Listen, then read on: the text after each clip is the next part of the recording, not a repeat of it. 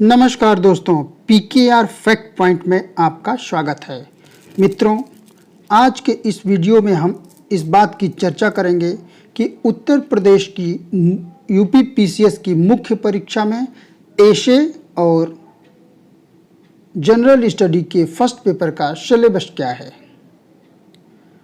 मित्रों, किसी भी प्रतियोगी छात्र को यह जानना एकदम आवश्यक होता है कि उसका जो मुख्य परीक्षा वो लिखने जा रहा है उसका सिलेबस क्या है। ऐसा सिलेबस उसे अक्षरशः अगर टिप्स पे याद हो तो सोने पे सुहागा है। आइए देखते हैं एशे के पेपर में क्या होता है।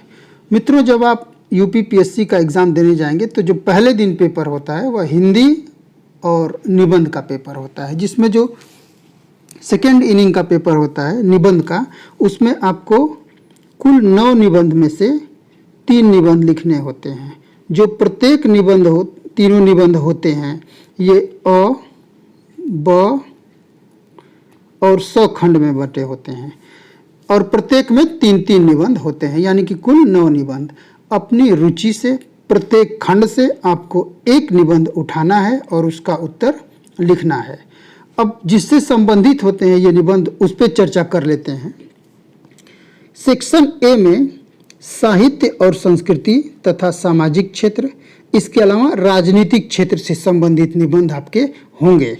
और खंड ब में विज्ञान, पर्यावरण और प्रौद्योगिकी, आर्थिक क्षेत्र, कृषि और उद्योग और व्यापार से संबंधित जो है निबंध होते हैं। अब खंड स की बात करें तो इसमें राष्ट्रीय और अंतर्राष्ट्रीय घटनाएं, प्राकृतिक आपदाएं, भूस्खलन, इसके अलावा भूकंप, जल प्रलय, सूखा आदि तथा राष्ट्रीय विकास कार्यक्रम और योजनाएं, मतलब जो भी योजनाएं राष्ट्रीय महत्व की चल रही हैं उसके बारे में आपसे निबंध पूछा जाएगा। एक चीज़ ध्यान रखना है मित्रों कि जो 700 शब्दों की लिमिट होती है, लगभग आपको इन 700 शब्दों के अंदर अपने निबंध को समेटना होता है। अब देखते हैं मित्रों कि जनरल स्टडी का जो फर्स्ट पेपर होता है उसका सिलेबस क्या है। मित्रों, जनरल स्टडी के फर्स्ट पेपर का जो पहला पॉइंट है इसमें भारतीय संस्कृति का इतिहास, भारतीय संस्कृति का इतिहास प्राचीन से लेकर आधुनिक काल तक जितनी भी कलाएं हैं उनके रूपों को तथा साहित्य वस्तुकला के प्रमुख पहलुओं को कवर करना है।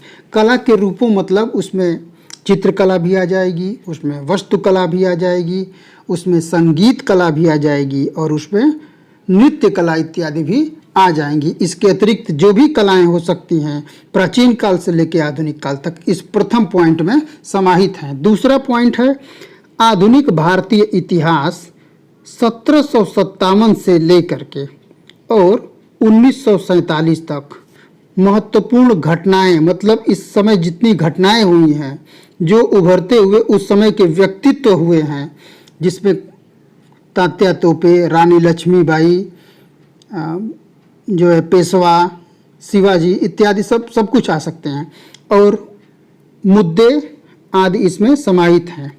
अब तीसरा पॉइंट देखते हैं। इसमें जो है स्वतंत्रता संग्राम, इसके विभिन्न चरण और देश के विभिन्न हिस्सों से महत्वपूर्ण योगदानकर्ता और योगदान, मतलब कि स्वतंत्रता संग्राम की लड़ाई में जितने भी चरण पड़े होंगे और उसमें योगदान देने वाले विभिन्न जो महापुरुष हैं उनके बारे में आपको अध्ययन करना होता है। इसके बाद स्वतंत्रता के बाद देश के भीतर एकीकरण और पुनर्गठन कब तक, 1965 ईस्वी तक आपको देखना है। अब देखते हैं विश्व इतिहास के बारे में। विश्व इतिहास में 18वीं शताब्दी से लेकर के, 18वीं शताब्दी का मतलब जो 1701, 2, 3 ऐसे शुरू होती है, 18वीं शताब्दी से लेकर 20वीं शताब्दी के मध्य तक की घटनाएं शामिल होंगी। जैसे 1789 की फ्रांसीसी क्रांति, औद्योगिक क्रांति, विश्व युद्ध, इसमें 2 विश्व युद्ध हैं, प्रथम और द्वितीय दोनों, तथा राष्ट्रीय सीमाओं का पुनर्निर्धारण, समाजवाद, नाजीवाद, फांसीवाद आदि तथा इनके रूप और इनका समाज पर क्या प्रभाव पड़ा, इसे आपको देखना होगा। अब अगला देखते हैं, भारतीय समाज देखना होगा और भारतीय समाज और संस्कृति की मुख्य विशेषताएं इसमें आपको देखनी होंगी। अब अगला देखते हैं पॉइंट क्या है।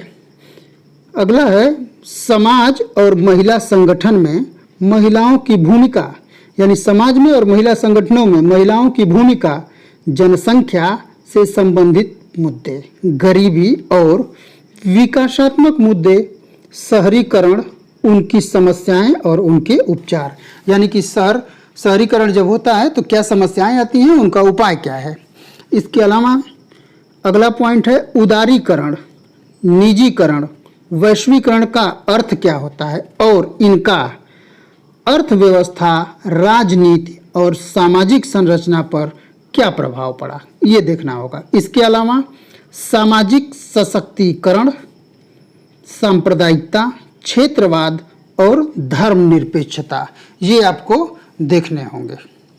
अब आगे देखते हैं, चूँकि मित्रों इसे गूगल से निकाला गया है इसलिए थोड़ा सा यहाँ पे प्रिंट आउट निकालने में दिक्कत हो गई थी, तो इसे हाथ से लिखा गया है, इसे आप समझने का प्रयास करिएगा। अगला पॉइंट है भारत के विशेष संदर्भ में दक्षिण पूर्व एशिया के संदर्भ में विश्व के प्रमुख प्राकृतिक संसाधनों जैसे जल, मिट्टी, वन का वितरण, उद्योगों की अवस्थिति हेतु उत्तरदायी कारण भारत के संदर्भ में, यानी उद्योगों की क्यों उद्योग स्थापित हैं, नदी के किनारे हैं या कोयले की खानों के किनारे हैं, या उनको स्तंभ प्रदान करने में किन चीज़ों का योगदान है, ये सब चीज़ें यहाँ पे देखनी होंगी। अगला पॉइंट है भौतिक भूगोल की मुख्य विशेषताएं, जिसमें आपको भूकंप, सुनामी, ज्वालामुखी से संबंधित गतिविधि, इसके अलावा चक्रवात, महासागरीय धाराएं, हवाएं और हिमनद देखने होंगे। इनका महत्व और इनका प्रभाव इत्यादि का अध्ययन आपको इसमें करना होगा। साथ ही इनका बेसिक्स भी अध्ययन करना होगा कि ये किस प्रकार से उत्पन्न करती हैं और इनका क्या प्रभाव पड़ता है। इसके अलावा भारत के समुद्री संसाधन और उनकी क्षमता, विशेषकर हिंद महासागर के संदर्भ में आपसे ये पॉइंट जो है पूछा जाता है अक्सर। भारत पर ध्यान देने के साथ विश्व की मानव प्रवास शरणार्थी समस्या भारत के संदर्भ में देखना है इसे, ठीक है। इसके अलावा भारतीय उपमहाद्वीप के संदर्भ में सीमाएं और सीमा।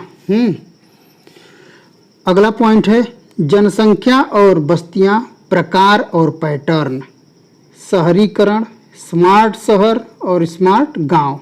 इसके अलावा अब उत्तर प्रदेश स्पेशल के बारे में भी आपसे बहुत से सवाल अब पूछे जाने लगे हैं, जिसमें उत्तर प्रदेश का विशिष्ट ज्ञान आवश्यक होगा, जिसमें इतिहास, संस्कृति, कला, वास्तुकला, त्योहार, लोक नृत्य, साहित्य, क्षेत्रीय भाषाएं, विरासत, सामाजिक रीति रिवाज और पर्यटन से संबंधित उत्तर प्रदेश के आपको सवाल पूछे जाएंगे। इसके अलावा यूपी के विशिष्ट ज्ञान में ही आपसे पूछे जाएंगे भूगोल, मानव और प्राकृतिक संसाधन, यूपी की जलवायु, मिट्टी,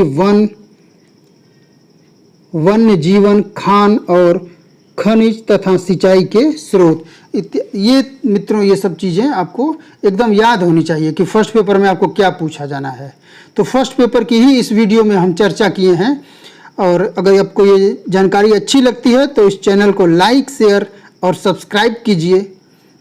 साथ ही हम अगले वीडियो में आपको बताएंगे कि उत्तर प्रदेश में जो मुख्य परीक्षा में जो सेकेंड पेपर पूछा जाता है वो उसका सिलेबस क्या है। मिलते हैं अगले वीडियो में, तब तक के लिए नमस्कार, जय हिंद, जय भारत।